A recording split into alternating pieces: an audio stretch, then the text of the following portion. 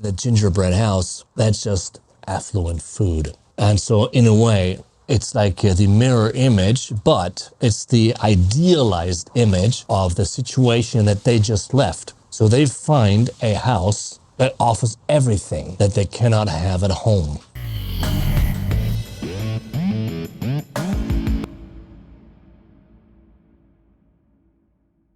Okay, welcome everyone to this new video. Today I'm going to talk about a fairy tale that everyone has heard when they were kids. It's Hansel and Gretel. Well, the point of this video is most analyses do not really touch on the deeper meaning of it. I mean, we know there's the witch. She tries to eat, well, Hansel, and then Gretel puts her in an oven, and that's how the whole situation is resolved. But it goes just way beyond that. So the whole way they kind of lay out the topography of the two houses and everything is very fascinating. And I want to go deeper into that. I'm going to show you there's actually a very, very interesting plan behind the whole story outline, the way the story is organized and structured. So, of course, I mean, we all know these fairy tales. And the problem about the Brothers Grimm is that they did not really go to the country and talk to these people and collect all these fairy tales. They were writers and people just brought them in. And so it's also, many of their fairy tales are not even German. First of all, at that time, I mean, there was no real Germany as we know it today. It was fixed borders and all this stuff. No, it's basically was German-speaking regions, and there was an overlap. Let's say Little Red Riding Hood most likely originated from what we now call the Alsace, the Alsatian region. Is kind of between Germany and France. So there's kind of a linguistic overlap between those two languages, and actually pretty damn good food. But so we cannot say it's completely German. Okay. Anyway, so it's a folk tale. And today, what I want to talk about is that Hansel and Gretel. I will read through the text, the original version actually, because it has undergone many changes over the years. And this fairy tale, how it comes full circle. The witch is very, very important, of course, but so is the figure of the mother. Now, what I'm going to tell you is the fairy tale sets out in a situation of scarcity and starvation. Many of these fairy tales actually go back to the time of the 30 Years' War, which ravaged the German-speaking territories from 1618 to 1648. And it's very hard to imagine nowadays what impact that war had on the German mind, the German soul, basically. I always think about First World War, Second World War. Yeah, people were bombed out, and this is, of course, horrible. But the 30 Years' War just crushed people's souls. And so in some regions, 2/3 of the population died. The 30 Years' War also brought a starvation with it. And this starvation led to cannibalism. It was widespread, actually. So one of the tales from that time is actually, at that time there were still wolves in Germany, or German territory. And they were just lying by the side of the roads. And they were so swollen and fat from all the dead bodies that they ate, so that they just passed out. Just from overconsumption of, well, meat, basically, human meat. So this is one terrible thing, just to give you an idea of how horrific the situation at that time basically was. So I will walk you through the text, and I will give you my analysis and my thoughts on it. So here we go. I'm just going to show it to you. The problem is that this version was the original version of the Brothers Grimm. And they wrote it at that time, the printing press. They used the Frakturschrift, which is very hard, probably, to follow for people who are not used to it. Okay, now here you go. Vor einem großen Walde wohnte ein armer Holzhacker mit seiner Frau und seinen 2 Kindern.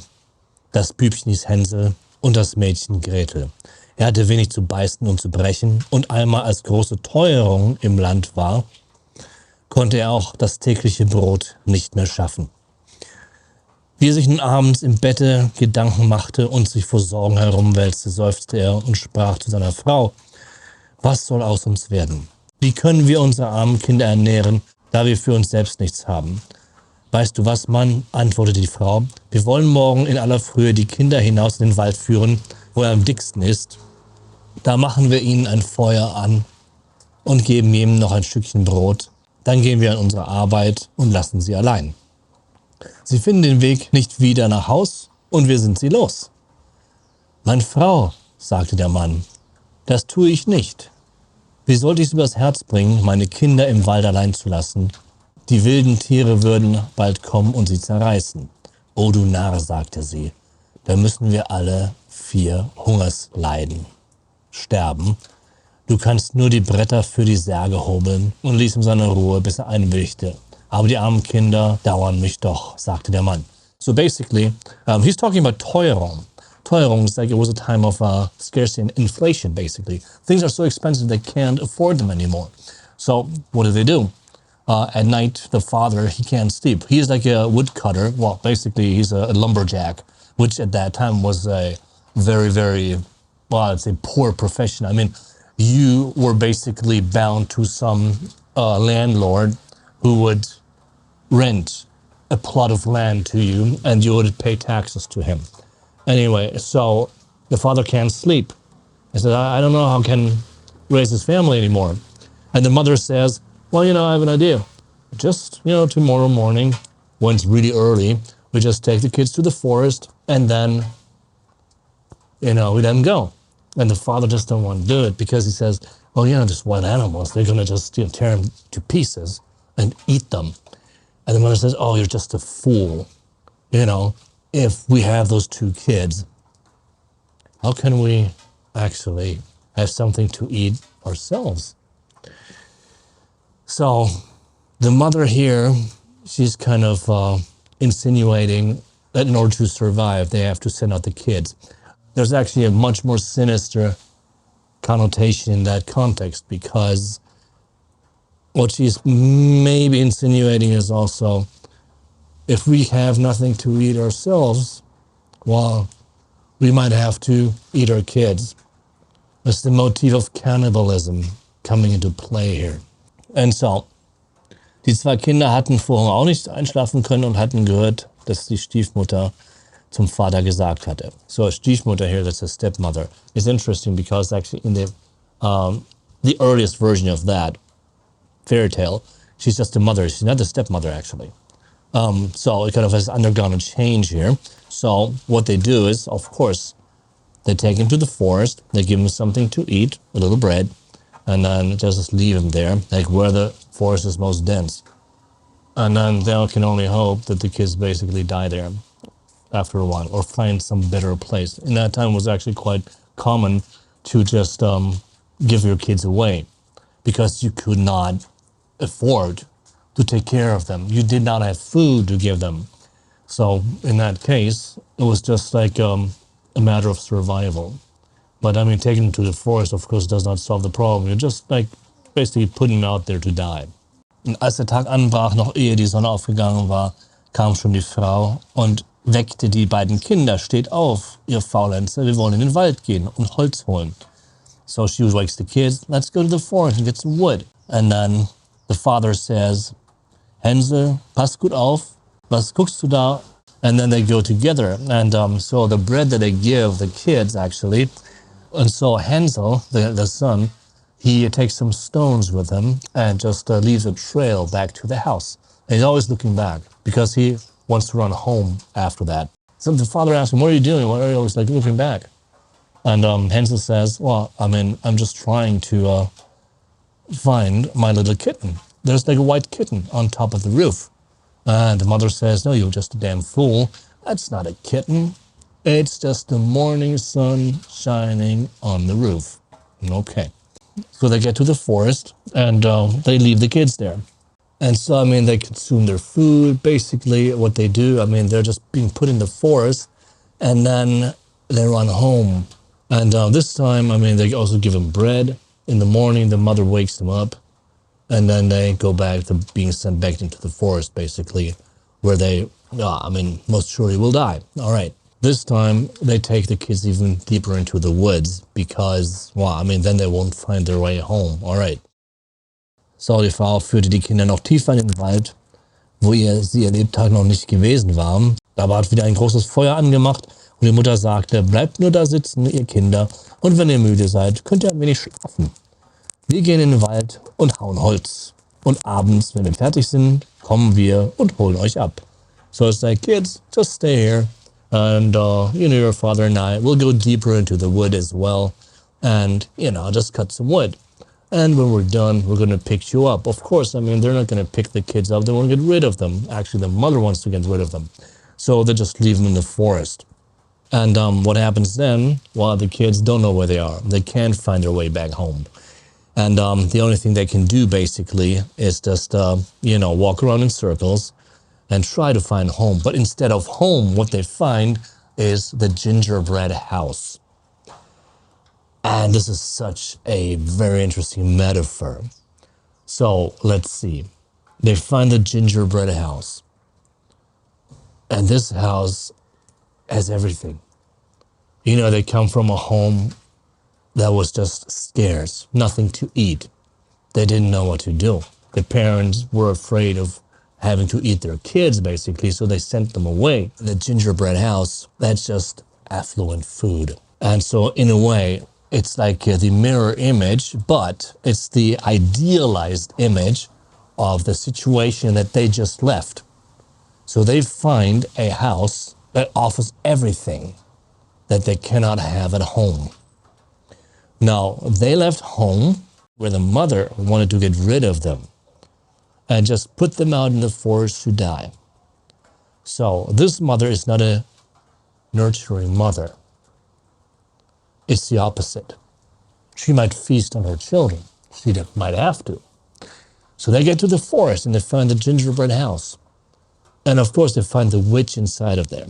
And the witch, what she's doing is she's offering them food. So she's kind of like the nurturing mother that they did not have at home. But she's doing this in order to eat those kids. So it's a perversion of the nurturing mother. But in a way, she's also a mirror image of the mother that sent them away. Because if they had stayed home, they might have been eaten as well. So they get to the house and the witch says, Knusper, knusper, Knäuschen, wer knuspert an meinem Häuschen? Der Wind, das himmlische Kind. So who is eating away on my house? And the kids say, well, no, it's the wind, the wind. And so they get inside, and this old woman seems to be very, very nice. Die Alte hatte sich nur freundlich angestellt, sie war aber eine böse Hexe, die den Kindern auflaute und hatte das Brothäuslein bloß gebaut, um sie herbeizulocken. So, basically, she was an old witch, a böse Hexe, an evil witch. She's just trying to be nice. And this whole house was put up to lure kids into it, right? Because of something, in a time of scarcity and starvation, you will not find a gingerbread house. You will never find a gingerbread house anyway. But in that case, so this will attract children that she can cannibalize them. And now we know how it goes. So the witch is feeding them and she just locks Hansel into a cage and is always checking on him like, give me a little finger. And so, oh, you're still way too thin. Yeah, because, we have to kind of get you a little fattened up so it will taste better when I put you into the oven. And in the end, what happens, of course, is, the witch herself ends up in the oven and the kids run home. Interestingly, this time they find the way home after this horrible initiation they had at the witch's gingerbread house. So now, funnily, when they finally arrive home, and this is like a striking image here.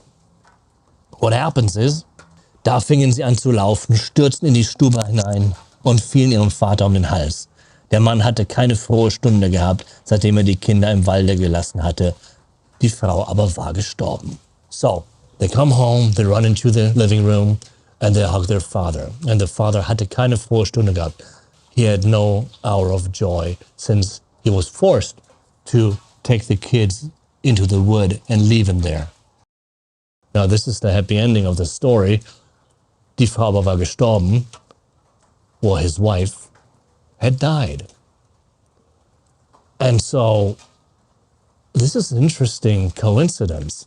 They kill the witch, and basically at the same time, the evil stepmother also dies, because they're mirror images of one another. So kind of like the evil of the stepmother is reflected in the witch's evil. And the whole motif of scarcity and then, of course, of cannibalism are also connected. And this mother that cannot be a nurturing mother is kind of being replaced by the witch, who is a fake nurturing mother. And of course, this stepmother is also like a fake mother in a way, because she does not have any love for those children that she just happily sends away, just, to be able to survive herself. Wow. So in the end, there's also some interesting developments. So it says, Gretel schüttete sein Schürzchen aus, dass die Perlen und Edelsteine in der Stube herumsprangen, und Hänsel warf eine Handvoll nach der anderen aus seiner Tasche dazu. Da hatten alle Sorgen ein Ende, und sie lebten in lauter Freude zusammen. Mein Märchen ist aus, dort läuft eine Maus. Wer sie fängt, darf sich eine große Pelzkappe daraus machen. So they took some jewels and some pearls from the gingerbread house home with them. And so alle Sorgen hatten ein Ende. All their worries were gone. And now they can live happily ever after. It's very interesting how this gingerbread house kind of like is a fantasy of the kids who are basically starving. And then this kind of like pleasure island appears in the middle of nowhere in the dark woods. And there's everything they could dream of. They can eat all they want. Not only can they survive, no, they can eat the best things that they've ever had. And this is also like this fantastic imagery here. But it's not what you think it is. Because that old woman who pretends to be very, very benign and kind is just the opposite. She is there to kill you. So it's also like their dream coming true, And the problem is the dreams coming true is also a kind of lethal dream, and it's a dangerous fantasy that they have. So what they have to do in this process of initiation when they meet the witch, and basically they're fighting for their survival all the time, they have to eliminate the evil cannibalistic mother in order to overcome the threat of being eaten and dying themselves. And this is a step of initiation to them, because after that ordeal, they're basically initiated into a world where they're not victims anymore, but they're now in charge of their own lives. So many fairy tales have this development, but usually they are stories of initiation and of growing up and overcoming dangerous situations and difficulties in order to find one's place in the world of the adults. So thank you very much. Let me know in the comments if you have any thoughts on that, and I'll see you next time.